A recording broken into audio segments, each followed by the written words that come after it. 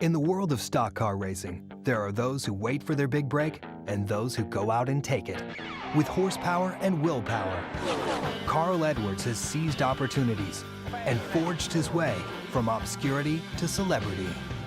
He's gonna either win this race or he's gonna wreck that car. His confidence has taken him higher than he's ever imagined. Hey, I'm gonna win this race. Yet his humility binds him to his Midwestern roots. It was hard to balance the responsibility I felt to go out and make something of myself. This is the story of the good kid that refused to give up on his dreams.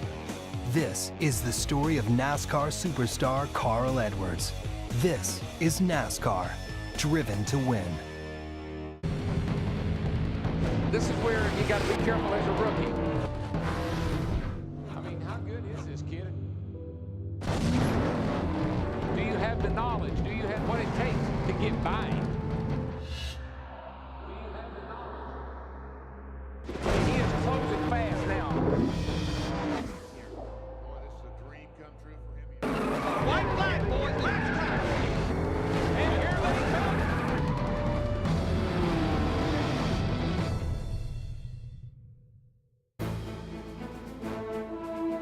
With dogged determination and a trademark smile, Carl Edwards has burst onto NASCAR's center stage.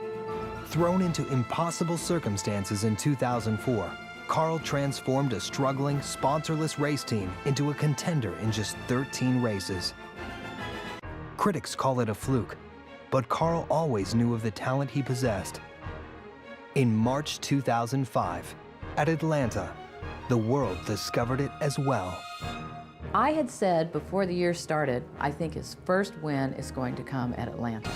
I don't know why I picked that one, but I did. I mean, he is closing fast now. He's got that high line.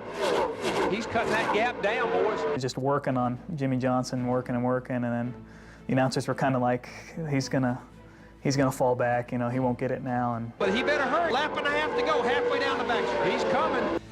I never really thought, you know, hey, well, you know, we could win this race. Here they go, white flag, boys, last time. He's there. On that final lap at Atlanta, I had a plan what I was going to do. I couldn't see him on the back side of the track. I was sitting up on the toolbox with the crew chief, and they were talking to me and saying, my God, he's coming up on Jimmy Johnson. He's going to get a run at him. He'll get one shot at turn 3 and 4. I'm telling you, they're going to be side by side when they come to the line. I've seen him do that slide job deal 100 times at the dirt track. I just knew the style of what I was seeing on TV.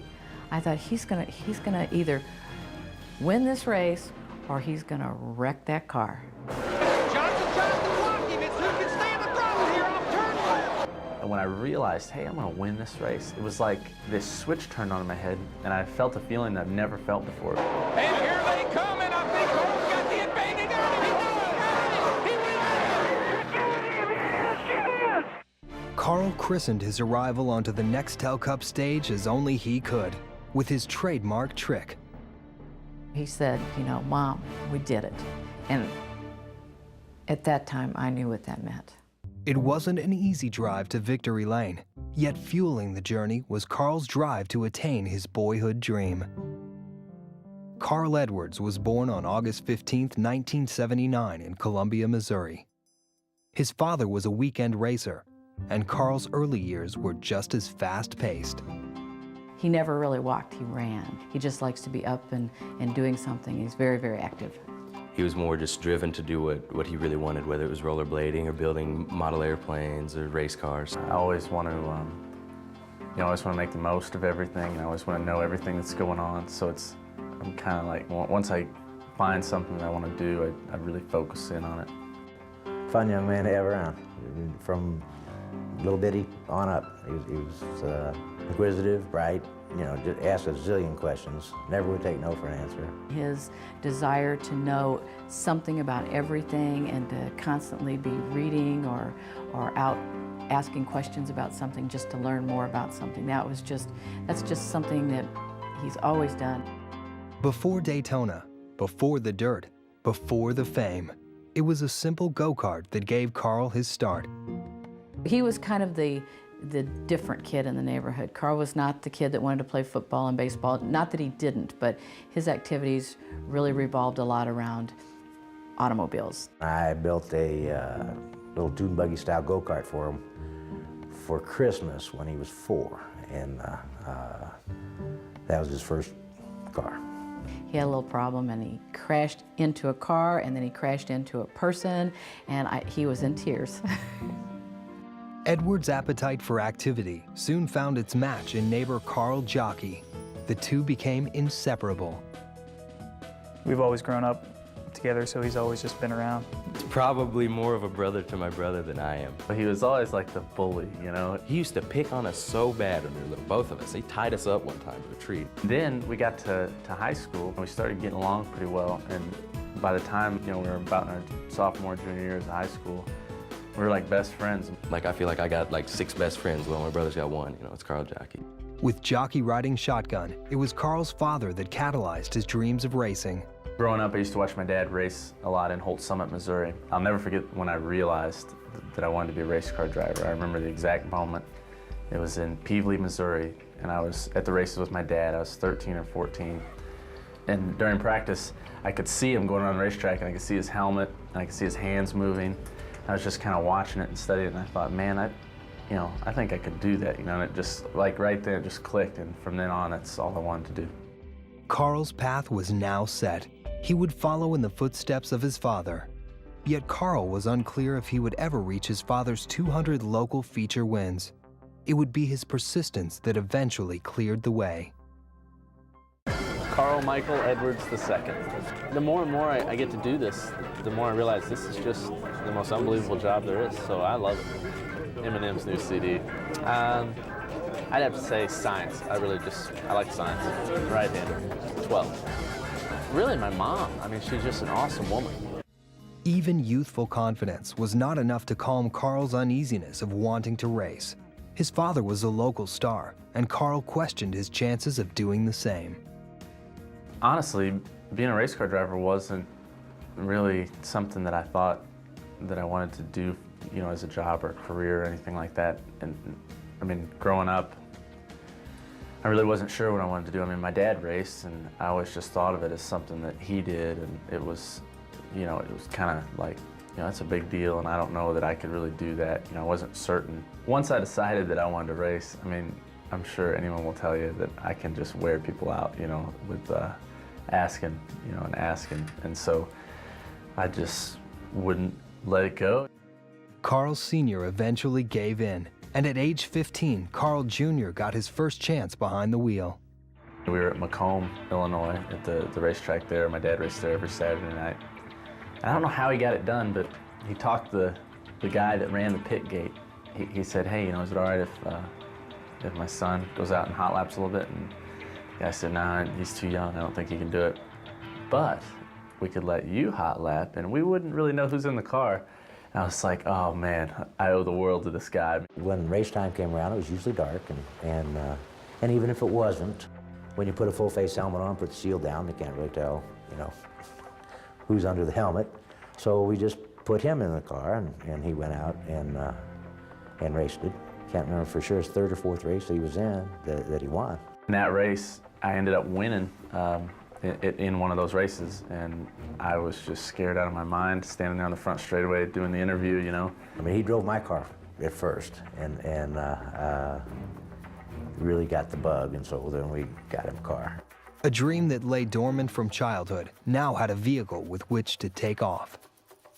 Carl knew racing would be tough. He also knew in order to succeed, it would have to be a family affair. When I wasn't working, though, I was with my kids. I didn't do very many other things, other than the times when they needed something extra. I would take on a cleaning job or something. When we didn't have enough money, she didn't complain. She just went and worked harder and got a second job. I mean, she used to get on her hands and knees and clean apartment complex, you know, units before renters would come in for other people just as part-time work. So I have a lot of respect for my mom. She made sure that he knew that she was behind him 100%. And my dad also, he just kept on, you know, teaching him everything he knew. I'd have to say that all the things I learned about racing came from my dad. He had a family, he had a job and a shop that he had to make a payment on, and he never was able to go out and pursue this dream. Even with the tutelage of a veteran racer, Carl had to get creative in order to spread his name. If I could just have some sort of card of something different to hand to owners, maybe, maybe it would help me. Because I knew, in my heart, I was like, all I need is one person, I need that one break. And so I went and talked to my mom about We it. probably ought to come up with a business card with, some little tagline or slogan that's going to stick in people's minds, and put your picture on there. I said, now a lot of people make fun of that, but it'll get attention, and that's all you're looking for is attention. Man, I got all sorts of grief for it, but honestly, I didn't care, man. It's like, who cares what people think? I'm just gonna go out and do this, and maybe something will happen. The card produced swift ridicule and a slow response, but Carl's persistence caught the eye of local legend Howard Hall. I never had the guts to do that. I mean, it's like, I hand these out to people at the track, and when you walk away, you think, oh, that guy laughed at me, and they probably laughed at him. When I started racing at Capitol Speedway, he was kind of the guy I'd go to and ask questions. He brought a lot of stuff in out of his race car, like a rear end or something, a bearing go out. I rebuilt that for him. Howard was definitely a mentor. A lot like my dad was. Howard was kind of always there to help and have advice. With Hall's guidance, Carl began to gain some success. But in the end, Hall's superior equipment would provide his ride to local stardom. Got a car that wasn't really top flight, and he needed a better one. And we went and talked to Howard, and he had one that he wasn't going to use anymore, and so he made Carl a pretty good offer on it. The first race we ran it, I won in Moberly, Missouri. We won something like 13 races in '99 with that car in the B division. I won the championship and went and won the A division the next year.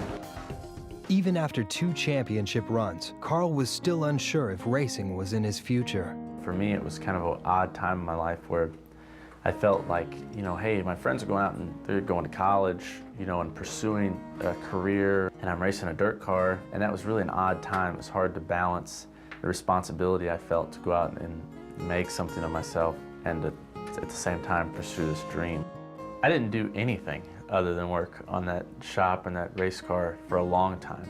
And I think part of that was I had so many people helping me, that I felt the responsibility to those people. His most trusted helper was a familiar face, his best friend, Carl Jogge. It was just kind of my friend needed help. Cleaning out his shop was the first thing that we did, and kind of became the crew chief of the whole deal. I can't say that I masterminded the car setup or anything like that. A lot of that was Carl. Then he ended up being the guy that I think every successful racer has, a friend or 2 friends that are really the backbone of their operation. With Edwards turning the wheel and Jogge calling the shots, Carl's hobby soon became his career. I'm going to do this, and he told me that 1,000 times. When he was beating veteran drivers that had been racing at those tracks for years and was doing it on a real consistent basis, I knew there was something there that was just different and unique. His short track success caught the eye of Mike Midler, owner of MB Motorsports in the NASCAR Craftsman Truck Series. Well, I met Carl at Indianapolis Raceway Park, and we were racing up there, and Carl came up to us and did his famous "Hi, I'm Carl Edwards" deal, and said, could I get a ride back to St. Louis with you? And I kind of looked at this guy and said, man, he looks kind of familiar. And then I realized it's the young guy that's been running ads in Speed Sport News about, if you're looking for a driver, you're looking for me. Mike Midler's he's another one of those guys that I was just blessed to be able to meet. So about a week or week and a half later, he shows up at our office and he says, hey, remember me? I'm Carl. We met and he said, I want to drive your truck. He said, I'm your next driver. In 2002, Carl's perseverance paid off, and the 23-year-old got a part-time 7-race deal with Midler. We put him in the truck just to give him a try because he stayed on us. He really earned his way in. Mike Midler called me, and I was standing literally, I think, right here. And this is my bedroom. And I'll never forget, we got the phone, and I literally jumped up and down on my bed. It was right over there under those windows. I couldn't believe what was going to happen. I knew that's the opportunity I needed. Carl gave Midler his first ever top 10 in just his 3rd race, and his sudden success prompted Jack Roush, NASCAR's premier car owner, to give him a full-time truck ride. I was at my buddy's apartment and the phone rang. It was a 704 area code, and I knew it was somebody from North Carolina. I knew that I could never give him what Jack Roush could give him. As soon as he told me that and wanted to know if he could fax the contract here, I'm like, please just sign it. It was the greatest opportunity in the world. It was just unreal. I mean, he had to move down there, and I was like, oh my God, my brother's getting taken, you know, but that was the best day ever, I think. In every series, Carl capitalized on big opportunities. Now, opportunity carried Carl away from his successful Midwest career and left him hoping for the same success with Roush Racing. Now under the wing of Roush Racing, Carl Edwards' supreme confidence was finally backed up by superior equipment. In 2 Truck Series seasons, he took home Rookie of the Year honors and racked up 6 wins. With the truck opportunity mastered, his gaze was set on his next big break, the Nextel Cup Series.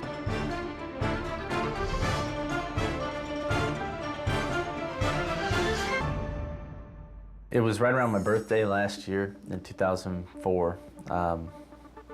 And Jeff Smith called me up, and every time Jeff Smith calls, he's the president of Roush Racing, it's always an awesome phone call. And you know, he told me, he said, hey Carl, are you sitting down? And I was like, ooh, I hope this is a good one, you know, not a bad one. But he said, you know, Jeff Burton is gonna go drive for another team, and we were thinking that if you wanted to, we'd run you for the rest of the season in the '99 Nextel Cup Series car. And I was like, okay, sure, you know, that sounds real good. Oh, I'll never forget that day. That was awesome. We were right here in this house. Jeff Smith called. Carl had no idea that there was even any opportunity for that to happen. You won't believe what just happened. They said they're gonna put me in the Nextel Cup Series car. She just started crying. I was like, this is unreal. Made me want to cry. I was like, it's just crazy. I'm jumping up and down like a crazy person, and Carl is in total disbelief. And then he said, maybe I need to call Jeff Smith back again. Maybe I didn't hear this right. So I pick up the phone, I called him back. I was like, hey Jeff, this is Carl. He's like, hey, you know, I said, let me get this straight. You want me to drive the '99 Nextel Cup Series car in 2 weeks at Michigan? He's like, yeah. He's like, we'll talk more about it later. I was like, unbelievable. I hung up the phone, I could not believe it. Only 25 years old, Carl's struggle to succeed had finally paid off.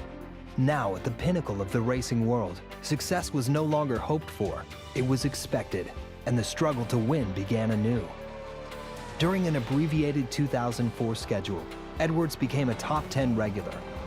The sponsorless '99 team was already a contender. When the green flag dropped on 2005, the '99 team stood on the throttle. Carl was firing on all cylinders, his stock rising in NASCAR's market. Just like back in Missouri, Edwards was beating the veterans and making his own name.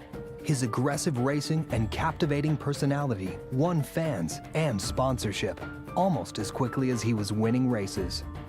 Atlanta marked the first of Carl's 4 wins. By season's end, he had added victories at Pocono, Texas, and a repeat in Atlanta. Week after week, he held his own against NASCAR's best, making the chase for the Nextel Cup in his first full season. He finished 3rd in the title fight, rarefied air for a rookie racer. But despite the success and the fame, Carl remains humble. You know, I got 18 years with him as him being just a kid, so to speak. And now I see him and I still think of him as just a kid, and he's not. You know, I mean, he's a grown man now. Carl really hasn't changed. Carl's Carl. It was the same. He was just the same kid that I talked to years ago. He hadn't changed anything. He wasn't like he was better than me or anybody else out there. It hasn't changed him, I don't think, like in his heart or anything like that, but you know, completely knows he's the most fortunate guy ever, and people pick up on that, and so I think he's just being his normal self. At the Nextel Cup Awards banquet in New York, Edwards was honored for his achievements in the 2005 campaign. The kid who once watched his favorite drivers on stage now stood among them. All right, man, a lot of folks here. To see him with all the heroes and to realize, wow, there are people that see my brother like he sees all those guys. My son was among the top 10 of the best drivers in the world. And thanks to everyone back in Central Missouri. I mean, I am living the dream of so many people, my dream in particular, and it's because of so many great people back home. I got to help him live his dream. I remember a long time ago when we first started, this is what he wanted to do, and he said, this is what I'm gonna do. I mean, I used to sit right here where I'm sitting now and try to do everything I could to achieve this dream with really no hope. I mean, it was not gonna happen. I mean, people used to laugh at me. You know, life's not about the destination, it's about the trip. And if you can have a dream while you're on that trip, it makes it just so much better. I never seen anybody come around a racetrack that was so determined to do what they wanted to do. I feel like I had a lot of people who inspired me, and I'm very grateful for that. So if what I'm doing inspires somebody, that's really an honor. And in closing, I'd like to say, anybody out there watching, wherever you're at, whatever you're doing, don't ever give up on your dreams. Thank you. It was only a dream that burned in the heart of Carl Edwards. Yet the dreamer keeps on dreaming. Got a lot of things in my head about things I'd like to do. I mean, I'm 26 years old, and to say, oh yeah, I've achieved all my dreams, I mean, that kind of leaves a lot of time to just, you know, not really be productive. With his childhood goal reached, new endeavors command his attention. I'd be lying if I said I was satisfied. I mean, we want to win the championship. I mean, that's what I really want. Driven by confidence, driven by a dream, Carl Edwards, driven to win.